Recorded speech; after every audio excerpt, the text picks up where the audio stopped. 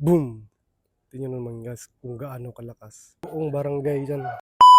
What's up guys? Dumating na nga yung pinadala sa atin ni TikTok. Itong flashlight power style. Ayan.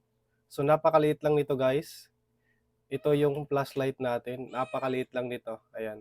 So ito yung kasama niya pag once na bumili kayo. Ito yung battery. Charger na type C. So ang gandahan kasi nito guys, maliit siya pero powerful. Guys, nandito tayo sa kwarto. So, titesting natin kung gaano ba ito kalakas. Ito yung liwanag ng kwarto. So, patayin natin yung kwarto. So, ganyan sa ka-dilim. So, ngayon ititesting na natin to. Itong ating flashlight. Bang.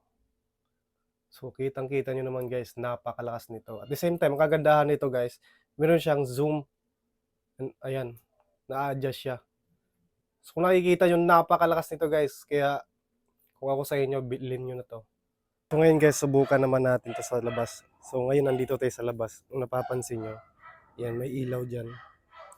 Dito, may ilaw. Pero dito tayo sa madilim. Tingnan natin. Boom! Tingnan naman guys kung gaano kalakas. Diba? Tingnan mo naman, buong barangay dyan. Kitang-kita yung liwanag. May zoom in, zoom out pa to guys. Tingnan mo. Kitang-kita, diba? Malayo na yung mangga na yun. Pero sobrang lakas nito. O diba? Napakaliit lang nito guys, pero sobrang lakas. Ang kagandahan nito guys, up to 1 to 2 hours to 3 hours pwede mo siyang magamit. Perfect to pang campaign or lalo-lalo na kung mahilig kayo sa campaign at sa mga taga-bundok dyan, kayang-kaya nito. At saka, ang ganda-ganda nito. At the same time, meron pa siyang clip. Ayan.